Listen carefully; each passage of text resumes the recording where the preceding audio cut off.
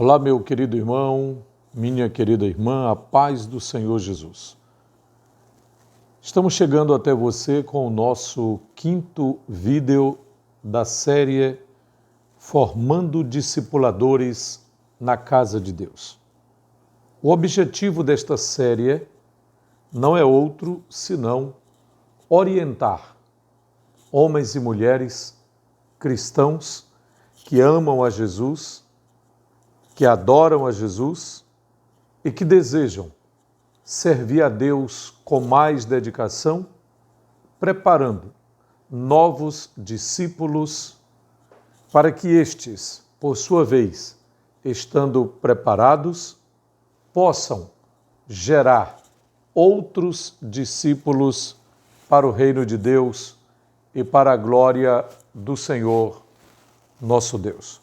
O texto de hoje é 2 de Pedro, capítulo 3, e o versículo 18. Antes, crescei na graça e no conhecimento de nosso Senhor e Salvador, Jesus Cristo. O apóstolo Pedro vinha falando da necessidade do cristão estar preparado para defender a sua fé, para responder com mansidão a todo aquele que nos pedir a razão da esperança que há em nós. E depois de ter dito estas palavras, o apóstolo nos orienta. Na verdade, ele nos dá uma ordem: cresçam na graça e no conhecimento. Discipulado é crescimento. Uma das palavras que define discipulado é precisamente crescimento.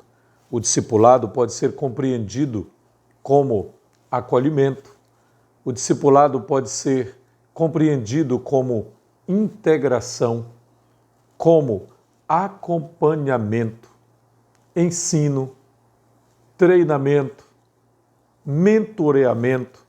Na verdade, tudo isso define o discipulado.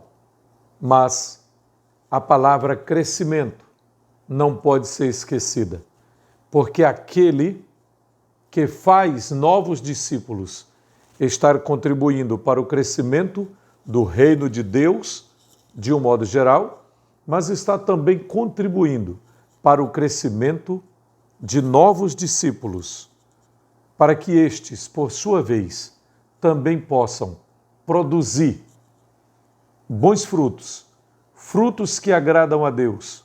E como disse Jesus em João 15, mais frutos ainda.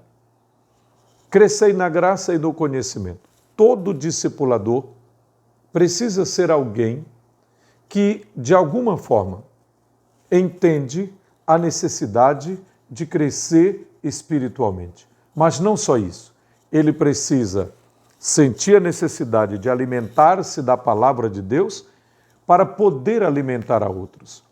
Ele precisa ajudar outros a crescerem na graça e no conhecimento de Cristo Jesus. Crescemos na graça de Cristo Jesus quando nos aproximamos dele pela fé, quando mantemos comunhão com ele, quando oramos, quando nos relacionamos mais intimamente com o Senhor, em temor, em obediência, em santidade, procurando agradá-lo em tudo e, principalmente, vivendo em santa comunhão com ele.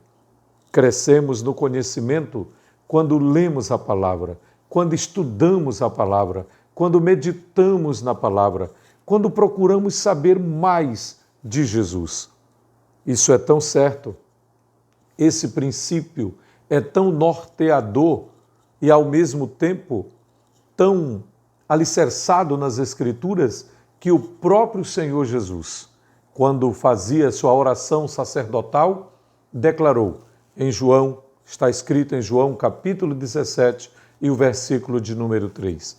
Pai, orava Jesus assim, a vida eterna é esta, que te conheçam, a ti só, como o único Deus verdadeiro e a Jesus Cristo, a quem tu enviaste. Perceba que a palavra conhecimento está envolvida não apenas no discipulado, mas no próprio sentido e na própria natureza da palavra salvação, do plano da redenção, na doutrina da salvação de um modo geral.